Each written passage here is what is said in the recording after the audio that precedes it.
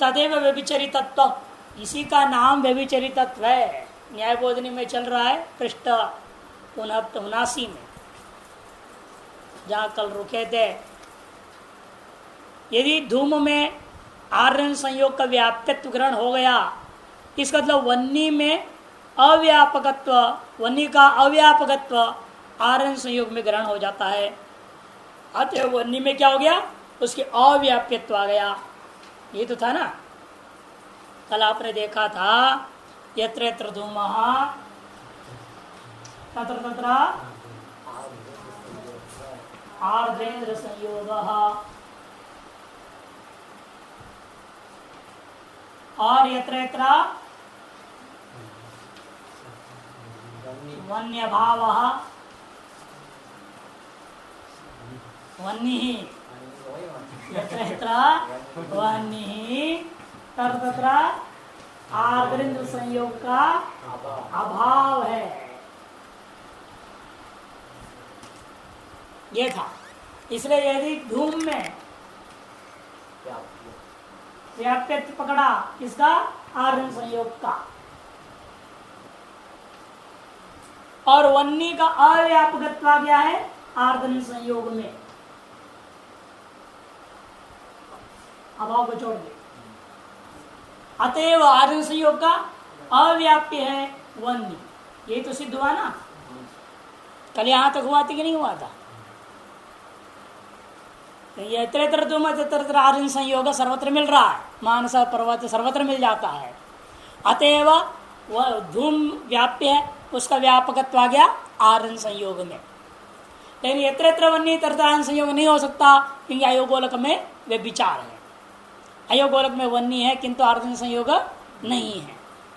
अतएव वन्नी का अव्यापकत्व आ गया आर्द्र संयोग में, आर्द्र संयोग अभाव में नहीं, आर्द्र संयोग में अव्यापकत्व, आर्द्र संयोग का अभाव में व्यापकत्व आया।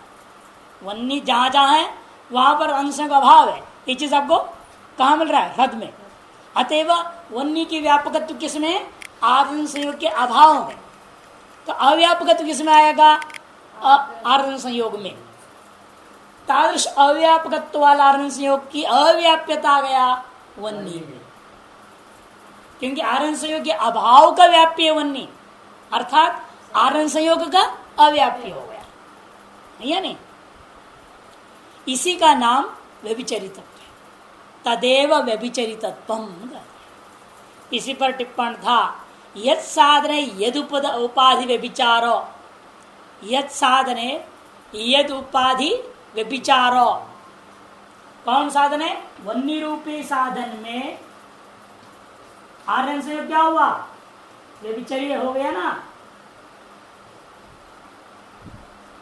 आर्यन संयोगात्मक उपाधि व्यभिचारी हो गया है अयोगोलक में। जिस साधन के प्रति जो उपाधि व्यभिचारी होता है, उस उपाधि का जो व्याप्य है वह भी वन्नी का व्यभिचारी मानना होगा। है वन्य अयोगोलक में है, वह धूम है क्या, नहीं है। अतः वन्य रूपी हेतु का धूम रूपा साथी क्या हो गया, व्यभिचारी हो गया कि नहीं हो गया। जिस साधन का जो उपाधि व्यभिचारी होता है, उस उपाधि का ही जो व्याप्य है वह भी अवश्य व्यभिचारी होगा। क्योंकि व्यापक व्यभिचारी हो गया तो व्यापित व्यभिचारी होना ही है। जिसके अधीन जो व्यापक हुआ करता है, जब वही व्यभिचारी हो गया तो व्याप्य भी व्यभिचारी होगा ही। तो वही लिख रहे, यत् साधने यद उपाधि व्यभिचारो गृह्यते तत्साधने तद उपाधि व्याप्य व्यभिचारोपि गृह्यते इत्यर्थः। टिप्पण में ढूंढते रह जाते, कहां बोल रहा हूं, पहले बोल दिया था टिप्पणी में। यत् साधने, जिस साधन में जिस उपाधि को के अंदर आपने व्यभिचारित्व ग्रहण किया, उसी साधन के दृष्टि में उस उपाधि का जो व्याप्य है वह भी व्यभिचारी हो जाता है। देखो पंक्ति घटा ना, यत् साधने यद उपाधि व्यभिचारो गृह्यते तत्साधने तद उपाधि व्याप्य विचारोपि गृह्यत एव।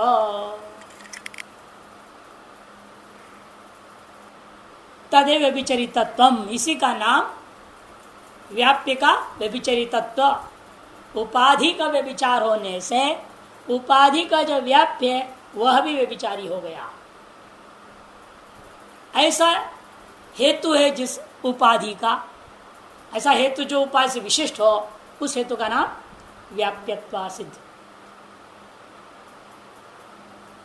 तथा च उपाधि व्यभिचरितत्व साधने गृहीतं चेत उपाधि उदाहरण संयोग व्याप्य धूम व्यभिचारित्व गृहीतम एव। अरे देखिए साफ लक्ष्य में घटा करके धूम और वन्नी शब्द को लेकर के बोल रहे हैं अभी। तथा च उपाधि व्यभिचरितत्व साधने गृहीतं चेत, उपाधि का व्यभिचरितत्व साधन में गृहीत हो गया तो उपाधिभूत कौन है यहाँ? आरण संयोग। उसका व्याप्य कौन है? धूम। उसमें भी व्यभिचारित्व गृहीत हो ही गया।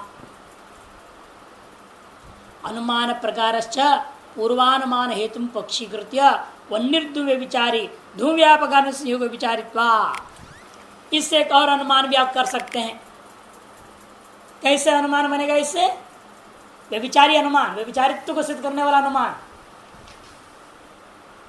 वन्नी को पक्ष बना दो। जो हेतु था ना असद हेतु, असद हेतु क्या है? पक्ष हो जाएगा। और कहना हमें यह हेतु कैसा है? अपने साध्य का व्यभिचारी है, धूम व्यभिचारी, ये साध्य हो गया। क्योंकि वन्नी रूपी हेतु का साध्य कौन है? धूम है ना। पर्वतो धूमवान वन्यमत्वात्, या वन्य है, ये जो स्थल है आपका विचार चल रहा है, जो इसे वन्य रूपी हेतु का साध्य कौन हुआ? धूम। तो ये हो गया आपका साध्य बनेगी इस अनुमान में, धूम व्यभिचारी। क्यों? आर्द्रेंद्र संयोग व्यभिचारित्वा हेतु दे देना। आर्द्रेंद्र संयोग व्यभिचारित्वा, इस हेतु से आप वन्य को व्यभिचारी साबित कर देंगे। ये अनुमान बन गया ना कि नया अनुमान बना लिया हमने, इस वन्य को पक्ष बना दिया। और हमें सिद्ध करना है यह हेतु असद हेतु है, क्योंकि यह अपने ही साध्य का व्यभिचारी है। क्यों वो अपने साध्य का व्यभिचारी है?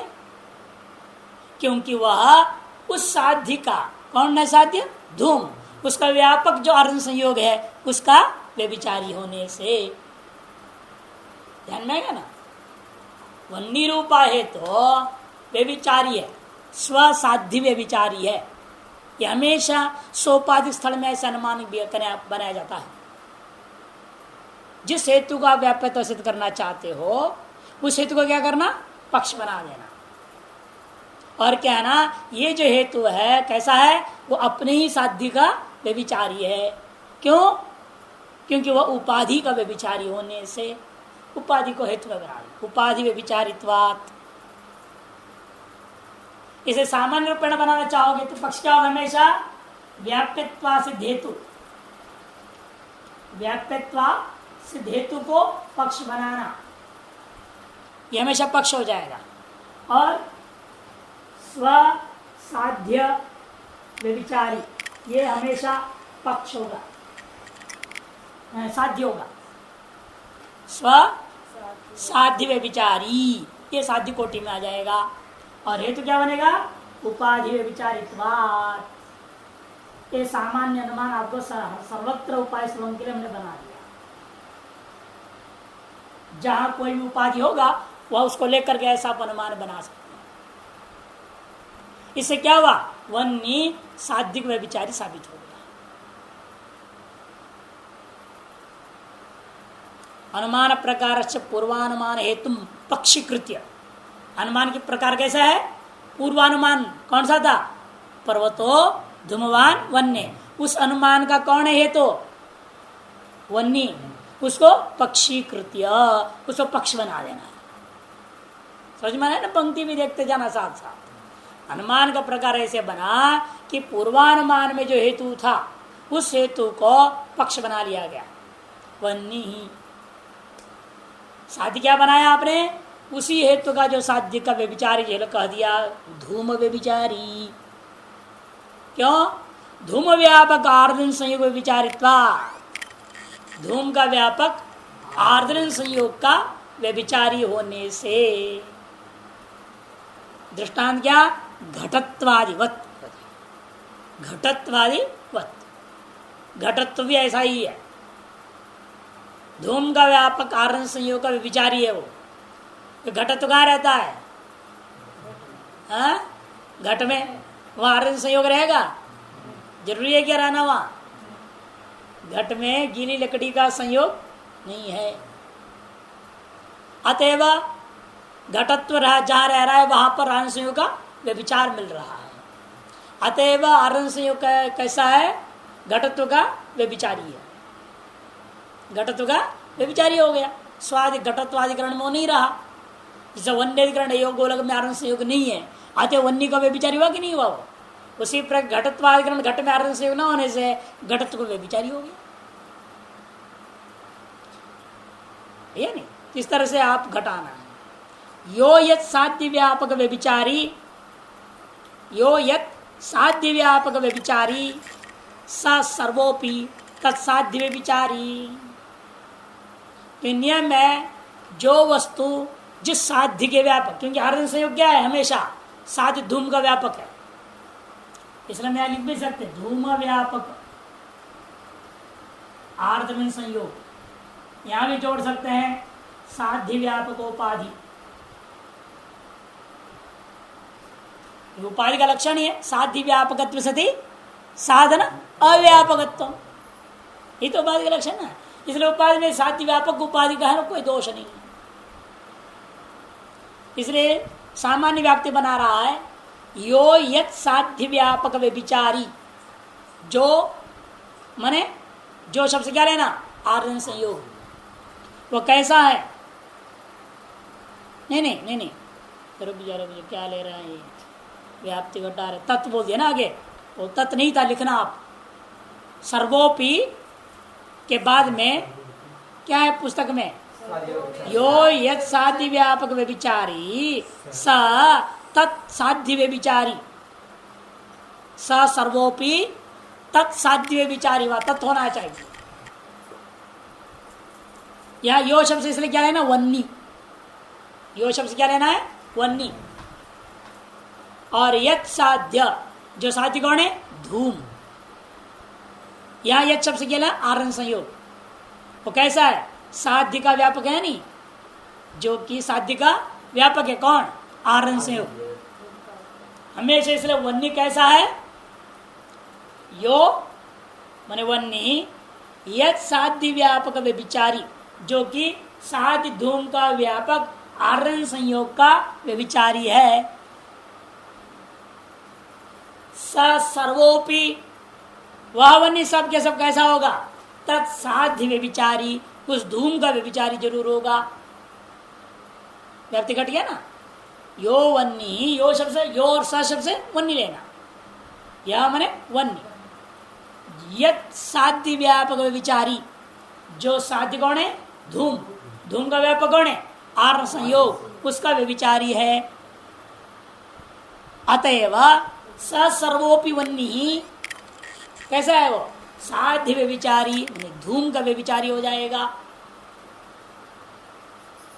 अर्थात जो वस्तु साध्य के व्यापक का व्यभिचारी होता है वह निश्चित रूप में साध्य का भी व्यभिचारी होता है। सीधी सीधी सीधी। जिसने वन्नी अपने साध्य बुद्ध धूम का व्यापक आर्द्रन संयोग का व्यभिचारी है, इसलिए वन्नी साध्य रूपा धूम का भी तत्साध्य, उसी साध्य का व्यभिचारी। यह तद में से उसी साध्य का लेना है। जिस साध्य का व्यापक के व्यभिचारी था उसी साध्य के व्यभिचारी हो जाएगा। यत तदोर होना चाहिए ना, बिना यत तद का काम चलता नहीं। जहाँ यत बोल दिया तो आगे तत् होना ही चाहिए। यत तदोर नित्य संबंध। जैसे यो बोला है तो आगे स बोला ना, पुल्लिंग को पुल्लिंग जोड़ा। यो स सर्वोपि है या नहीं? इसलिए यत साध्य बने तत्साध्य आगे होना चाहिए। क्यों नहीं तो क्या हो जाएगा? किसी साध्य का व्यापक व्यभिचारी हो जाए, किसी अन्य साध्य का व्यभिचारी साबित कर दोगे क्या? है? जिस साध्य के व्यापक का व्यभिचारी होगा उसी साध्य का व्यभिचारी हो जाएगा वो हेतु। ये कहने के लिए यत और तत् दोनों शब्द हमेशा इनका संबंध का यत तद और नित्य संबंध कहा गया है। यत कहीं है और तत् नहीं भी कहा हो तो जोड़ लेना पड़ेगा। लेकिन सही जगह जोड़ना, जहां तहां जोड़ोगे तो सारा अर्थ गड़बड़ हो जाएगा। एवं प्रकारेण प्रकृत अनुमान हेतु भूते पक्षे, इसलिए इस प्रकार से प्रकृत अनुमान में हेतुभूत कौन था? वन्नी। उसको पक्ष बनाने पर साध्य व्यभिचार उत्थापकतया, साध्य का व्यभिचार धूम के व्यभिचार को उत्थापक होने से दूषकत्व उपादेय है फलम, ये उपाधि का फल है, वो उस हेतु में साध्य व्यभिचारित्व को ला रहा है। वन्नी में साध्य व्यभिचारित्व ला रहा है कौन? आरण संयोग नामक उपाधि। यही उपाधि का फल है जो हेतु में साध्य व्यभिचारित्व को सिद्ध करना। उपाधि का फल क्या है? हेतु में साध्य व्यभिचारित्व सिद्ध करना। जब हेतु में साध्य व्यभिचारित्व सिद्ध हो गया उपाधि के वजह से, क्या हुआ? हेतु अपने साध्य को पक्ष में सिद्ध कर पाएगा? जो साध्य का व्यभिचारी है वो साध्य को कैसे सिद्ध कर देगा? नहीं कर सकता। तथा च इसलिए और क्या आगे बढ़ा फल? धूमाभावद आवृत्तित्व भाव रूप धूम व्यभिचारे गृहीते। साध्य अभाव वृत्ति है ना, व्यभिचार का लक्षण क्या है? साध्य अभाव वृत्ति। साध्य अभाव आवृत्ति व्याप्ति का लक्षण आपने पढ़ा। साध्य अभाव आवृत्ति व्याप्ति का लक्षण है, और साध्य अभाव वृत्ति जो है व्यभिचार का लक्षण है। साध्य कौन है यहाँ? धूम। साध्य भाव धूमाभाव, धूमाभाव अयोगोलक तंत्र वृत्तित्व आ गया वन्नी में। साध्य है धूम, साध्य भाव धूमाभाव, धूमाभाव का अधिकरण कौन लेना? अयोगोलक तन्निवृत्त वृत्तित्व आ जाएगा वन्नी रूपी हेतु में। अत्व हेतु व्यभिचारी साबित हो गया। धूमाभाव वृत्तित्व अभाव रूप धूम व्यभिचारे गृहीत है। धूमाभावद आवृत्तित्व का भाव है। आवृत्तित्व का भाव माने वृत्तित्व, माने व्याप्ति का भाव। धूमाभाव वृत्तित्व भाव बोल दिया। आवृत्तित्व भाव माने वृत्तित्व आ गया, है ना। वृत्तित्व आवृत्तित्व का मतलब क्या था? वृत्तित्व भाव। आवृत्तित्व का भाव का मतलब वृत्तित्व के अभाव का अभाव, उसका मतलब क्या होता है? वृत्ति होता है। जैसे घटाभाव का भाव घट होता है, वृत्ति भाव का भाव वृत्ति हो गया। अतः धूमाभाव आवृत्ति भाव का मतलब है धूम अभाव में वृत्ति। यही धूम का व्यभिचारी हेतु में आ गया। व्यभिचारे गृहीते वन्नो धूमावद आवृत्तित्व व्याप्ति ज्ञान प्रतिबंध फलम आ गया ना। इसलिए वन्नी में धूमावद आवृत्तित्व व्याप्ति ज्ञान जो प्रतिबंध करना ही मुख्य फल हो गया। उपाधि का फल अलग है, व्याप्यत्व सिद्ध का फल अलग है। उपाधि का फल क्या है? हेतु में साध्य व्यभिचारित्व सिद्ध कर देता है। हेतु में साध्य व्यभिचार सिद्ध करने से क्या निष्कर्ष निकलेगा? कि वह हेतु जो व्याप्यत्व सिद्ध हेतु है वह व्याप्ति ज्ञान प्रतिबंध हो जाएगा। कि साध्याभावाधिकरण वृत्ति व्यभिचार और साध्यावध आवृत्ति व्याप्ति ज्ञान है। जब वृत्ति ज्ञान हो गया आपको तो आप आवृत्ति ज्ञान नहीं हो सकता। तद्वत्ता बुद्धि तद अभावत्ता बुद्धि प्रति प्रतिबंधक नियम है। तद्वत्ता बुद्धि क्या होता है? हमेशा तद अभावत्ता बुद्धि का प्रतिबंधक हो जाता है। नच व्याप्यत्वा सिद्धे व्यभिचाराद अभेद इति न वाच्यम्। फिर तो व्यभिचार में व्याप्यत्व सिद्ध में अंतर क्या रह गया है? व्यभिचार में वो व्यभिचार में क्या लक्षण था? साध्य अभावद वृत्ति। पहला व्यभिचार कौन था? साधारण अनेकांतिक। साधारण अनेकांतिक का लक्षण आपने किया साध्य अभावद वृत्तित्वम, ये लक्षण किया। तो यहाँ पे वही हो रहा है ना। फिर तब क्या फायदा है? तब इति न च वाच्यम, ऐसा मत कहो, क्योंकि धूमाभाव वृत्तित्व अभावाभावत्वेन व्याप्यत्व सिद्धत्व। धूमाभाव के वृत्तित्व भाव का भाव रूपेण व्याप्यत्व सिद्ध हुआ है। सीधे धूमाभाव वृत्तित्व नहीं हुआ। धूमाभाव वृत्तित्वेन व्यभिचार नहीं है, धूमाभाव वृत्तित्व अभावाभावत्वेन व्यभिचार है। देखो अंतर दिखा देना यहाँ पे। हम लोग भले बोल लेते हैं वृत्ति अभाव का भाव वृत्ति है समझाने के लिए, लेकिन सच्चाई में क्या है? साध्य अभाव वृत्ति कहना और साध्य वृत्ति अभाव भाव कहना बहुत फर्क है। कैसे? नहीं, प्रतियोगी अलग हो जाता है। साध्य भाव वृत्ति का विशेषण कौन है? साध्य भाववत। साध्य अभावद वृत्ति जब कहूंगा उस अंतिम वस्तु जो वृत्ति है उसका विशेषण ईशा कौन हो जाएगा? साध्य अभाववत हो जाएगा। ठीक। और साध्य अभाव वृत्ति अभाव कहूंगा तो उसका विशेषण कौन होगा? साध्य वृत्ति भाव हो जाएगा, साध्य भाव तो नहीं होगा। और साध्य वृत्ति भाव और साध्य वध पर्यावचनी हो सकते हैं। तो प्रत्यो विशेषण भेदात वस्तु भिन्न हो जाता है। समझ में नहीं आ रहा है? क्योंकि साध्य अभाववद वृत्ति ऐसे कहूंगा इसका विशेषण हो जाएगा इतना, साध्य अभावद ये विशेषण हो जाए ना, साध्य अभावद इतना ही विशेषण होगा। किसका? साध्य वृत्ति का अवच्छेद बनेगा ये। और कहूंगा मैं साध्य अभाववद, इसी वृत्ति अर्थ निकालने के लिए आपने क्या बोला था? वृत्त्य भावाभाव, वृत्त्य भावाभाव ये तो कहा था ना, उसका भी अर्थ वृत्ति होता है, आपने कह दिया है? नहीं होगा। देखिए लेकिन इसका विशेषण कहां तक जाएगा? यहां तक जाएगा। साध्य अभावद वृत्त्य भाव, ये इस अभाव का विशेषण है। जैसे जो अंतिम हिस्सा होता है उसको पूर्व सब पूरा का पूरा उस विशेष का विशेषण माना जाता है। ठीक है ना? इस तरह से अंतिम वस्तु कौन है? यहाँ अभाव है। उस अभाव का विशेषण पूरा अभाव आ जाएगा। और यह विशेषण का अर्थ और यह अर्थ समान है क्या? क्योंकि ये कह रहा है साध्य भाव का अधिकरण और ये कह रहा है साध्य भाव अधिकरण में वृत्ति का अभाव। वृत्त्य भाव तक जा रहे हैं हम यहाँ विशेषण, वह अधिकरण तक विशेषण है। और अधिकरण और वृत्त्य भाव दोनों एक वस्तु नहीं हो सकता। अधिकरण क्या है? भाव है। और ये क्या है? अभाव है। दोनों एक कैसे हो जाएगा? भाव और भाव बराबर हो जाएगा। अतएव समझाने के लिए भले हम लोग कह देते हैं वृत्त्य भाव अभाव वृत्ति है, घट अभाव अभाव घट ही है। इन वास्तव में प्रतियोगिता अवच्छेद का भेद होने से भेद हो जाएगा। प्रतियोगिता अवच्छेद का भेद हो जाता है। जैसे घटाभाव हमने कहा, इसका प्रतियोगी कौन है? घट है ना, इसका प्रतियोगी है घट। प्रतियोगिता अवच्छेदक घटत्व। इस घटाभाव को बराबर कर दे, घट के समान कर रहे हैं आप, प्रतियोगी के समान कर दे रहे हैं, घटाभाव भाव कह दो। अब आपने क्या घट के समान है कह दिया। घट अभाव भाव क्या है? घट के समान है ना? घट के समान है तो इसका जो अवच्छेदक है और इसका अवच्छेद क्या होना चाहिए ना? इसका अवच्छेद क्या होगा? इसका प्रतियोगी कौन है? इसका अवच्छेद क्या? घटाभाव है। इसका प्रतियोगी कौन है? घटाभाव है। अभाव भाव का प्रतियोगी भाव हो गया। अवच्छेद कौन होगा? घटाभावत्व। और घटाभावत्व घटक दोनों समान है क्या?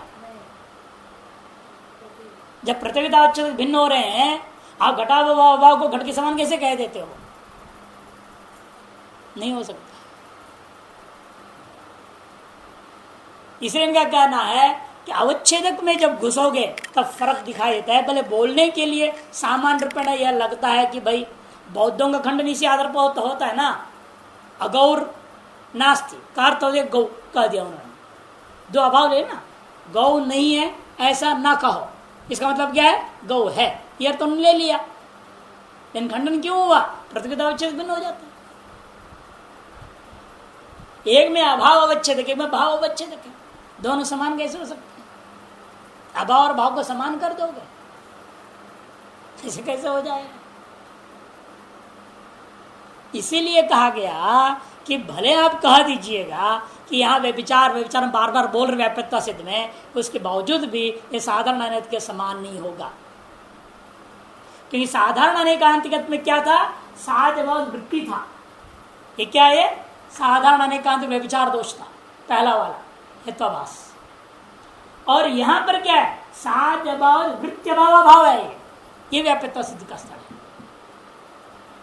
व्याप्यता सिद्ध में ऐसा होगा, इसलिए इसका प्रतियोगिता अवच्छेद घटाभावत्व हो जाएगा, जैसे दृष्टांत के हिसाब से। और यहां जैसे लोग तो वहां घटत्व हो जाएगा, ये अंतर पड़ेगा। इसीलिए दोनों को वृत्ति और वृत्त्य भाव भाव वृत्ति अभाव का अभाव भी वृत्ति है, ऐसा कर साध्यवद वृत्ति दोनों समान हो गया, ऐसा व्याख्या नहीं कर सकते। साध्यवद वृत्ति और साध्यवद वृत्ति अभाव भाव दोनों भिन्न वस्तु है। यह व्यभिचार स्थल है साधारण अनेकांतिक, और यह व्याप्यत्व सिद्धि स्थल में होता है। अतः दोनों हेतुवास भिन्न है। जिनका कह रहे देखो धूमावद, कहाँ भाग गया, तथा च न च व्याप्यत्व से व्यभिचारात् अभे इति न वाच्य। क्यों? धूमावद वृत्तित्वाभाव भावत्वेन व्याप्यत्व सिद्धम, धूमावद वृत्तित्वेन च व्यभिचारित्वम इति भेदा। आ गया ना। एक में क्या है? धूम अभाव, धूमाभावत अभाव अभावत वृत्ति भाव अभाव, क्योंकि साध्य कौन है यहाँ? असत्य स्थल में धूम, पर्वतो धूमवान वन्य है, इसे साध्य में धूम धूमाभावद वृत्ति भाव भाव कहूंगा, ये हो जाएगा व्याप्यत्व सिद्ध। वन्नी में व्याप्यत्व सिद्धत्व आ गया। और यदि कहूंगा धूमाभाव वृत्तित्व मात्र दिखा के चुप हो जाऊंगा तो साधारण अनेकांतिक व्यभिचार हो जाएगा। कहां तक जाकर के आप दोष दे रहे हैं उसके ऊपर निर्भर है। आप पूरे व्याप्ति का अभाव दिखाना चाह रहे हैं या केवल व्यभिचार का लक्षण को घटाना चाह रहे हैं? दोनों में अंतर है। इसमें क्या हो रहा है? वृत्ति अभाव तो क्या था? ये व्याप्ति था। माने व्याप्यत्व सिद्ध करता क्या है? अपना हेतु में व्याप्ति का ही अभाव को स्थापित कर रहा है। और व्यभिचार हेतु क्या करता है? व्याप्ति का लक्षण पूरे जाता ही नहीं, व्याप्ति तक पहुंचा ही नहीं कि व्याप्ति क्या है? वृत्ति अभाव, और रुक गया पहले ही, वृत्ति में ही रुक गया। मैंने व्याप्ति को आर पार किया ही नहीं, व्याप्ति का लक्षण के आधे में ही रुक करके दोष को स्थापित कर दिया। और ये क्या कर रहा है? पूरा व्याप्ति लक्षण जा करके उसका अभाव को स्थापित कर दिया हेतु में। ये दोनों में अंतर से, इसलिए वे विचार और व्याप्यत्व से दोनों समान नहीं हो सकते। इस प्रकार से न्याय बोधिनी में व्याप्यत्व सिद्ध का विचार पूरा हो जाता है। अब एक और बात समझना है जो है नहीं कहा, उपाधि हेतु में किस संबंध से रहेगा? क्योंकि आपने कहा उपाधि विशिष्टो हेतु हो व्याप्यत्व सिद्ध, है ना? ये लक्षण था। सोपाधि हेतु व्याप्यत्व सिद्ध। सोपाधि का मतलब क्या? उपाधि विशिष्ट हेतु। उपाधि विशिष्ट हेतु व्याप्यत्व लक्षण था। मानी यह उपाधि रूपा विशेषण हेतु में किस संबंध से बैठेगा? जैसे आपने कहा, कुछ नहीं बकवास, रूप विशिष्ट घट बोल दिया। मान लो आपने कहा दिया रूप विशिष्ट घट, तो रूप घट में किस संबंध से रहेगा? समवाय संबंध से। तभी वो विशेषण विशेष में संबंध बन रहा है, तभी विशिष्ट कहा जाएगा। नहीं तो विशिष्ट कैसे कहेंगे? जो चीज जिसमें नहीं रहेगा वह उससे विशिष्ट नहीं माना जाएगा। जैसे कोई कहा दिया रूप विशिष्ट आत्मा, मान लोगे क्या शब्द प्रयोग करने मात्र से? हैं? किसने शब्द प्रयोग कर दिया रूप विशिष्ट आत्मा, तो आप पूछो रूप आपत्ति में किस संबंध रहेगा? जब किसी संबंध नहीं रहता है तो रूप विशिष्ट आत्मा कैसे हो सकता है? इसे विशिष्ट कहते ही बराबर वैशिष्ट्यंच कीदृक् कहना पड़ेगा। वैशिष्ट्यम संबंधात्मकम अधिकतर, क्वचित धर्मात्मक उपाधि भूतोवा। कहीं अखंडोपाधि भी दे सकते हो, कहीं जाति दे सकते हो, कहीं संबंध को दे सकते हो, लेकिन वैशिष्ट्यता तो बताना पड़ेगा। किस चीज को लेकर के यह विशेषण अपने विशेषीभूत अवस्था में बैठ करके उस विशेष को विशिष्ट कर दिया है, यह आपको बताना जरूरी है। इसलिए यहां भी बताना जरूरी है अभी कि उपाधि विशिष्ट जो हेतु हो जाए, उस हेतु के दिया व्याप्यत्व सिद्ध करते हो तो उपाधि कौन से संबंध से बैठेगा? यह एक परंपरा संबंध की परिकल्पना करनी पड़ती है। क्या है? क्योंकि आपने किस हेतु को व्याप्यत्व सिद्ध बनाया है? वन्नी को। उपाधि कौन था? आर्धन संयोग था, है ना? और वन्नी आर्धन संयोग का व्यभिचारी था कि नहीं था? साबित किया आपने। कहा अयोगोलक में, है ना। इसे आरण संयोग का व्यभिचारित्व कहाँ है? वन्नी में, है ना। उपाधि की व्यभिचारित्व हेतु में रहता है, उपाधि का व्यभिचारित्व हेतु में रहता है, इसलिए इसी को एक संबंध कल्पना करेंगे। क्या करेंगे? स्वोपाधि व्यभिचरितत्वम नामक एक संबंध, व्यभिचरितत्व नामक संबंध से, तत्व संबंधेना, इस संबंध से उपाधि के आरण से कहा बैठ गया? वन्नी में। इस संबंध से उपाधि कहा चला जाएगा? वन्नी में, क्योंकि वन्नी उपाधि का व्यभिचारी है। इसे उपाधि व्यभिचरित, स्व व्यभिचरितत्व संबंध है ना। स्व से स्व और कोई अतिरिक्त नहीं है, स्व एक उपाधि, स्वोपाधि, या स्वस्य उपाधि नहीं करना। हाँ, अथवा ऐसा भी कर सकते समझाने के लिए, स्पष्ट करने, स्व इक्वल्स उपाधि, अर्थात स्व व्यभिचरित संबंध रहेगा। स्व का अर्थ हो गया उपाधि, स्व व्यभिचरित संबंध, स्व मने उपाधि, व्यभिचरित संबंधेना, उपाधि हेतु में बैठ गया, उपाधि हेतु में चला गया, अतएव हेतु क्या हो गया? सोपाधिक हो गया, उपाधि विशिष्ट हो गया, इसलिए उस हेतु को व्याप्यत्वा से कहा जाएगा। जब तक दोष हेतु के ऊपर एक संबंध विशेष के द्वारा बैठता नहीं है, तब तक उस हेतु को दुष्ट हेतु नहीं कहा जाएगा। जैसे आजकल के नेता लोग कहते हैं, जो आरोप लगाया है साबित करो, बाद में देखेंगे। आपने दोषारोपण करने मात्र से नेता दुष्ट नहीं हुआ ना, उसे जांच करो, तब तक सारे फाइल आर पार कर देंगे और कहेंगे एकदम दोष रहित हैं, बरी हो गए।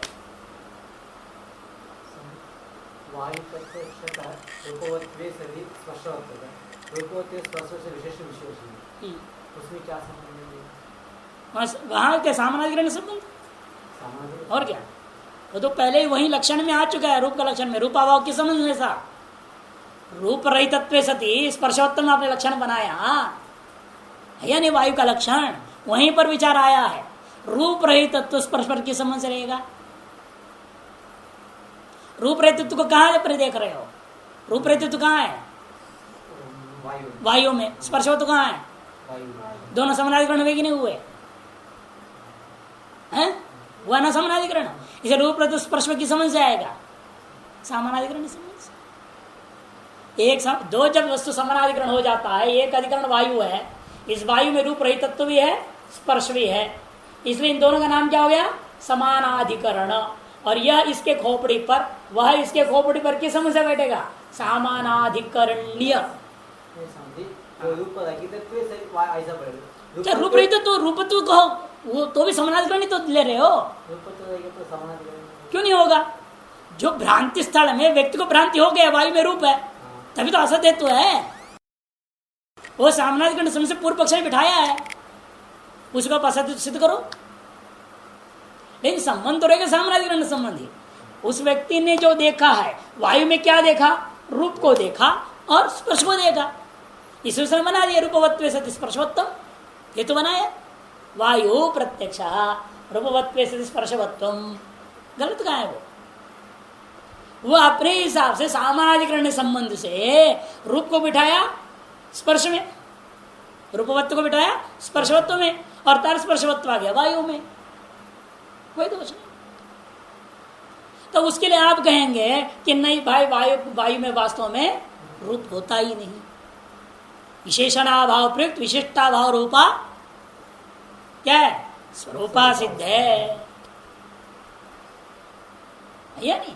स्वरूपा सिद्ध दोष आप दोगे तब उसको समझ में आएगा, अरे मैं सामानाधिकरण समझ जो रूप को स्पर्श बिठाया मैंने गलत बिठाया, तब उसको अकल आएगी। जब तक अकल नहीं आया है तब तक प्रयोग जो कर रहा है, प्रयोग काल में तो सामानाधिकरण संबंध से बिठाया है, नहीं बिठाया क्या? अकल आता ही कहाँ है? सभी को कहाँ अकल आता है? आता है क्या सभी को अकल? नहीं आता है।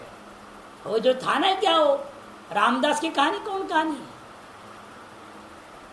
पंडित जो है, शादी होने लगा, लड़की को लाया गया, वरमाल लेके लड़की खड़ी है सामने, और ये जो है कन्या पर माला लिए खड़ा हुआ है, और पंडित जी सावधान बोल दिए। 3 बार सावधान बोलते घबरा गया वो। फिर आगे मंत्र, हाँ रामदास स्वामी की कथा में आता है, तो वो फिर भागे माला फेंक फूंक करके, और कितने वर भाग जाते हैं बताओ? सभी वरों के सामने सावधान कहा जाता है, सभी कन्याओं के सामने सावधान कहा जाता है, फिर भी एक दूसरे को माला डालते कि नहीं डालते? तब ये समझते है मेरी भला करने वाली है, वो समझती है मेरा भला करने वाला है। क्या पता दोनों के बेड़ा गर्त होने वाला है। वो भ्रांति कहाँ दूर होता है? मंत्र बोल रहा है पंडित, तो इनका होश कहाँ है?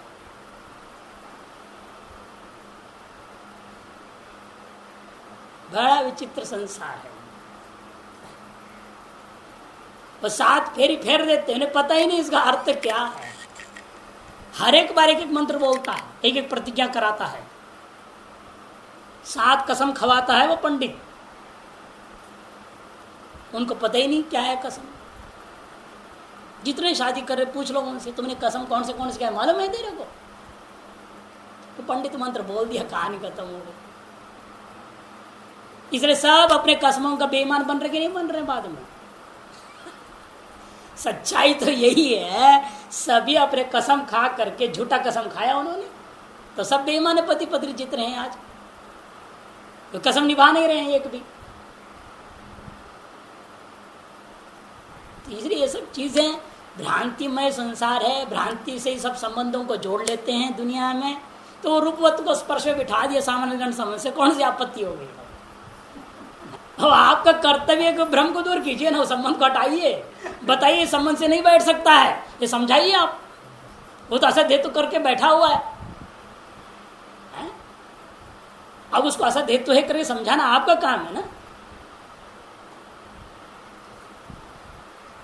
कितने लोग ऐसे हैं, जैसे वेदांत की भी कल भी विचार चल रहा था, बता रहे थे सजातवाद में ही बैठे हुए हैं, उस सजातवाद में भी सृष्टि दृष्टिवाद में बैठे हुए हैं, उसे आगे कदम ही नहीं उठा रहे हैं, आगे बढ़ने को तैयार नहीं है। अब क्या करोगे उसको? सोचना पड़े, उसकी वासना ऐसी है, इस जन्म में उसको ऐसे ही रटे रहने दो, उसको ऐसे चलने दो, इस जन्म में वो सृष्टि दृष्टिवाद में ही पड़ा रहने दो, उसको घोड़ते घोड़ते घोड़ते उसमें अभिमान करते करते करते। और जो दृष्टि सृष्टिवादी हैं, अजातवादियों से भिड़ते भिड़ते भिड़ते उसकी अकल कभी ना कभी खुलेगी, नहीं खुलेगी तो ये मर जाएगा। तो क्या दिक्कत है?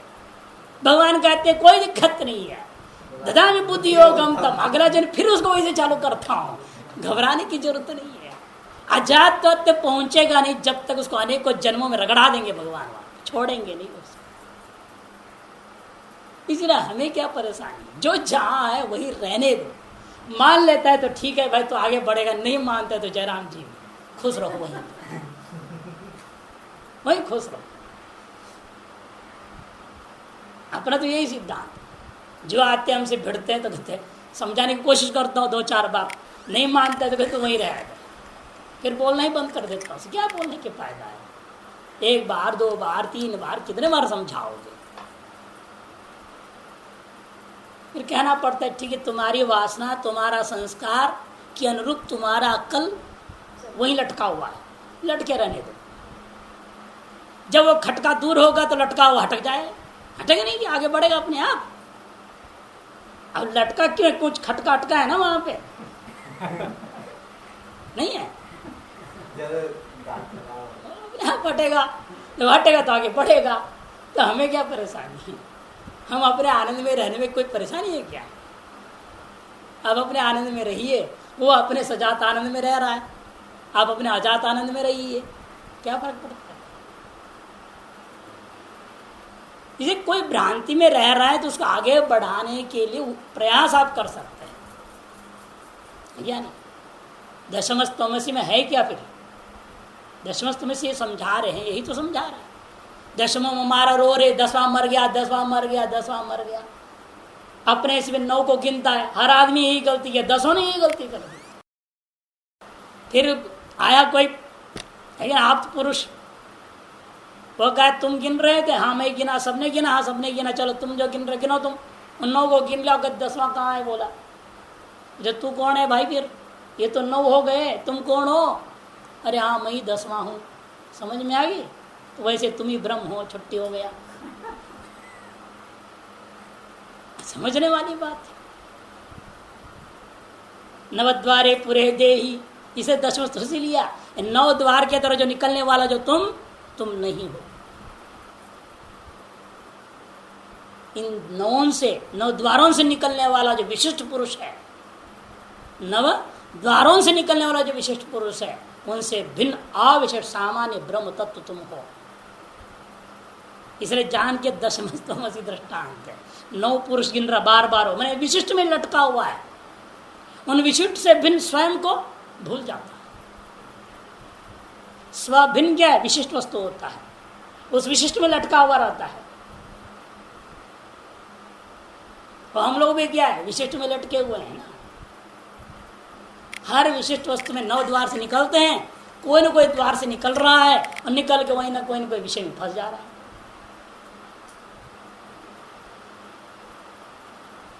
तो सभी सामानाधिकरण संबंध से गड़बड़ काम कर रहे हैं। कि आत्मा में ही ज्ञान भी है, आत्मा में ही अज्ञान भी है। एक स्वरूप भूत है, दूसरा आवरक है। कितना है या नहीं? एक तो आपका स्वरूप है, दूसरा आवरण है। लेकिन क्या कर दिया आपने? उस आवरणभूत अज्ञान को ज्ञान में सामानाधिकरण संबंध से रख दिया। क्या करा? अज्ञान को, जो कि ज्ञान में नहीं रहता कभी। अज्ञान कभी ज्ञान में रहता है क्या? जहां ज्ञान है वह अज्ञान नहीं हो सकता। लेकिन आपने भ्रांति से अज्ञान को ज्ञान के खोपड़ी पर सामानाधिकरण संबंध में बिठा दिया और कभी अज्ञान विशिष्ट ज्ञानवान हम करके पकड़ लिया। सभी विद्वानों का यही दुर्दशा है। सभी विद्वान कैसे हैं? सामानाधिकरण्येन अज्ञान विशिष्ट ज्ञानवान है। यद्यपि सामानाधिकरण्य संबंधी न अज्ञान ज्ञान में, क्योंकि अज्ञान आत्मा में नहीं है तो ज्ञान में कहां से सामानाधिकरण संबंध से आ जाए? एकाधिकरण वृत्तित्व का नाम है सामानाधिकरण। एकाधिकरण निरूपित वृत्तित्व का नाम सामानाधिकरण है। क्योंकि आत्मरूपी एकाधिकरण, वायु रूपी एकाधिकरण निरूपित वृत्तित्व रूप में है क्या? नहीं। तो रूप सामानाधिकरण से स्पर्श में नहीं हो सकता। ये भ्रांति थी उसकी, पूर्व पक्ष की, उसने बिठा लिया। वही भ्रांति में आप लोग जी रहे हो। सामानाधिकरण संबंध से अज्ञान विशिष्ट ज्ञानवान सभी है या नहीं? सब स्वरूपासिद्ध भी हैं। इसलिए से नाम रखा है स्वरूपासिद्ध। इसलिए आपका स्वरूप क्या है? असिद्ध हो रखा है। अब स्वरूप सिद्ध कब होगा? जब ये सामानाधिकरण संबंध हट जाएगा। अब इसे दूर करने के लिए हेतुवा समझना पड़ता है ना, नहीं तो कैसे हटा? अब अंतिम हेतुवास आ रहा है, बाधितस्य किम लक्षण, बाधितस्य किम लक्षणम, यस्य साध्याभाव प्रमाणांतर निश्चितः स बाधितः। जिस हेतु का साध्य के अभाव को आप किसी अन्य प्रमाण, अनुमान से भिन्न प्रमाण के द्वारा, अनुमान से भिन्न प्रमाण कौन है आपके पास? प्रत्यक्ष, उपमान, शब्द, 3 प्रमाण जो कि अनुमान से भिन्न प्रमाण है। यस्य साध्याभाव प्रमाणांतर निश्चितः सब बाधितः। और अनुमान भी हो सकता है प्रमाणांतर से। एक अनुमान के हेतु के साध्याभाव को दूसरे अनुमान के द्वारा पहले से निश्चित कर लिया, अभी नहीं कर रहे हैं, अभी कर रहे हो तो सत्य प्रतिपक्ष हो जाएगा। पहले से निश्चित हो गया है तो अनुमानांतर भी प्रमाणांतर के द्वारा भी आप बाधित कर सकते हैं।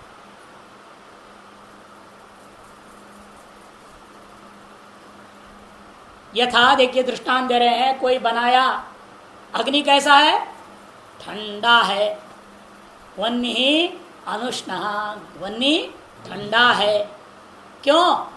द्रव्यत्वात् कर यथा जल, जल ठंडा नहीं होता है, जल ठंडा होता है और से द्रव्यत्व या नहीं, तो आप व्याप्ति बना लो, यत्र यत्र शीतत्वम तर तत्र द्रव्यत्वम, है ना? नहीं, ऐसा कर तो उल्टा हो जाएगा। किंतु कैसा बनाओगे व्याप्ति? यत्र यत्र द्रव्यत्वम तर तत्र शीतत्वम बना लिया, यही भ्रांति है। यत्र यत्र शीतत्वम तर द्रव्यत्वम कोई दोष नहीं, बिल्कुल सही है कि शीतत्व कहाँ रहेगा? सभी जल में, और सब जगह द्रव्यत्व है ही। इतने यत्र यत्र शीतत्वम तत्र द्रव्यत्वम यथार्थ व्याप्ति है। इन उल्टा कर दो, यत्र यत्र द्रव्यत्वम तत्र शीतत्वम भी अयथार्थ हो जाए। तो द्रव्यत्व आत्मा में विमा शीतत्व रहेगा क्या? आत्मा ठंडा है, जो ऐसा कहेगा वो ठंडा हो जाएगा।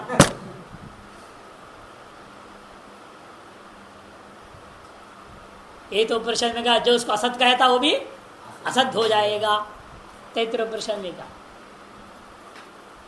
इसलिए आत्मा में द्रव्यत्व है, शीतत्व नहीं है। इन व्यक्ति ने भ्रांति बना लिया, यत्र यत्र द्रव्यत्वम तत्र शीतत्वम। उसको कहाँ मिला भ्रांति व्याप्ति ग्रहण करने को? जल में। जल में उसने द्रव्यत्व देखा और उसी जल में वहां शीतत्व को देखा, अनुष्णत्व को देखा, और उस अनुष्णत्व को उसने कहां सिद्ध कर दिया? वन्नी में ले जाकर सिद्ध कर दिया, जहां उष्णत्व प्रसिद्ध है। वन्नी ही अनुष्णा द्रव्यत्वात् जलवत, ऐसा किसी ने अनुमान कर दिया।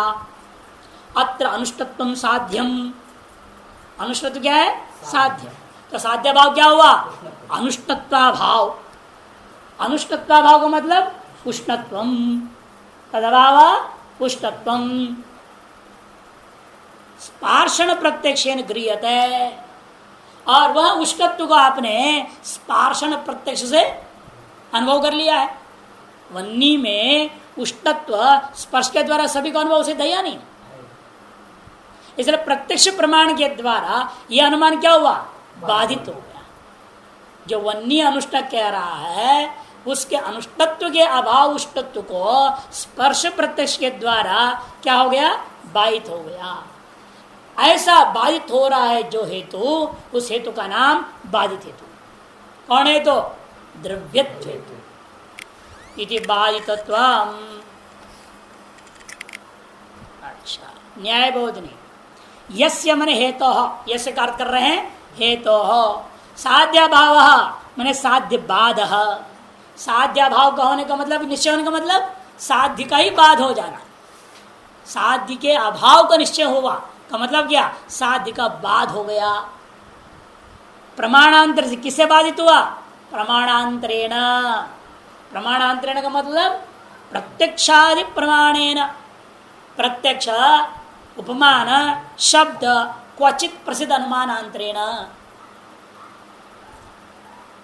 पक्षे निश्चित। प्रमाण से क्या हुआ? पक्ष में साध्य के बाध निश्चय हुआ, अर्थात साध्य के अभाव निश्चय हो गया।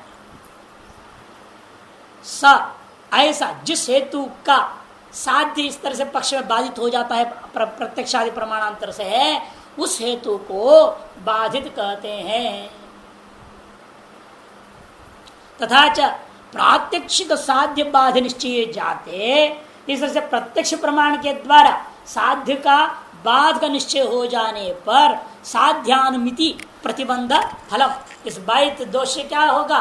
साध्य निरूपित अनुमिति होता है ना, पर्वत वन्यमान जैसे हुआ, वैसे कोई वन्य अनुष्ठा ऐसा अनुमिति करना चाहेगा, वह अनुमिति प्रतिबंधित हो गया।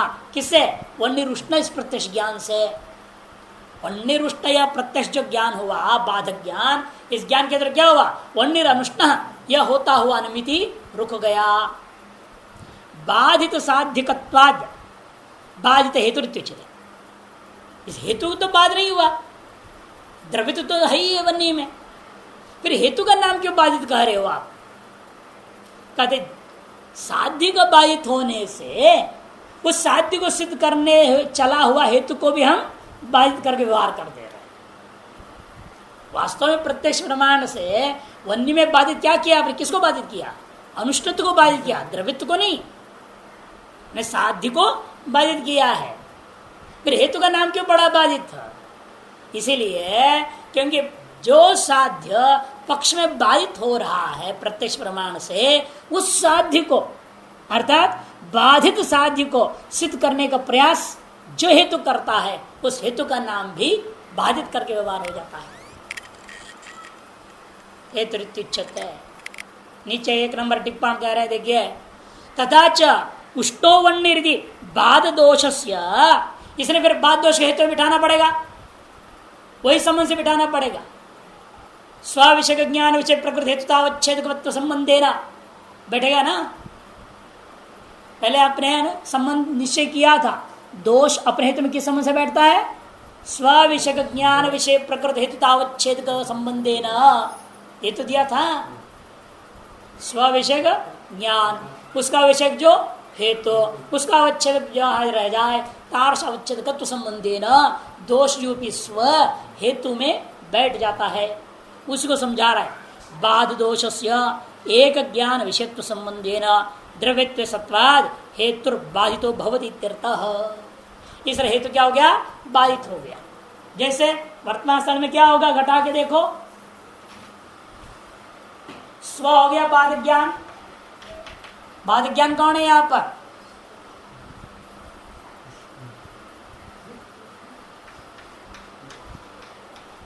वन्य रुष्णा, वन्य रुष्णा ये बाध ज्ञान है ना। ये बाध दोष है, वर्तमान स्थल का बाध दोष ज्ञान है। ये यह है विषय जिसका स्व विषयक ज्ञान। तो क्या लेंगे हम? वन्य उष्णा द्रव्यत्वंच, ऐसे समूहालंबन हेतु विशिष्ट ज्ञान को स्विषय ज्ञान बना दिया। इसमें बाध दोष में विषय बन रहा है कि नहीं बन रहा है? इसलिए इसको क्या कहेंगे? इस ज्ञान को कहेंगे स्व विषय का ज्ञान। इसमें स्व अर्थात बाध दोष भी विषय हुआ और हेतु भी विषय रूप में जुड़ा हुआ है। दो विषय है इस ज्ञान में, एक तो बाध दोष भी विषय हो रहा है और हेतु भी विषय हो रहा है।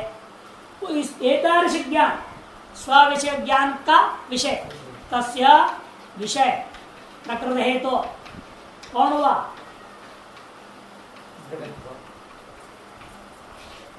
द्रव्यत्वम। उसका अवच्छेदक तस्य अवच्छेदकः कौन हुआ? द्रव्यत्व। ये कहाँ रहेगा? द्रव्यत्व में। अतएव स्व विषय ज्ञान विषय प्रकृति हेतुतावच्छेदक संबंध से ये जो बाध दोष था वो निरुष्ण कहाँ गया? हेतु में बैठ गया। स्व विषय ज्ञान विषय प्रकृति हेतुतावच्छेदक वत्व संबंधेन, अवच्छेदक वत्व, अवच्छेदक वाला, अवच्छेदक वत्व काया द्रव्यत्व में, अवच्छेद के द्रव्यत्व तद्वान हो गया द्रव्यत्व। अतएव दोष आ गया इस संबंध से हेतु में। इसलिए हेतु को क्या कहेंगे? बाध दोष से युक्त हेतु होने से इस हेतु का नाम बाधित।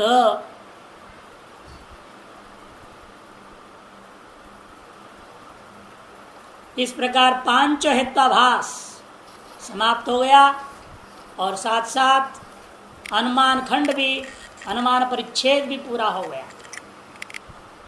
तो छुट्टी भी है, अच्छी तरह से अभ्यास कर लीजिएगा।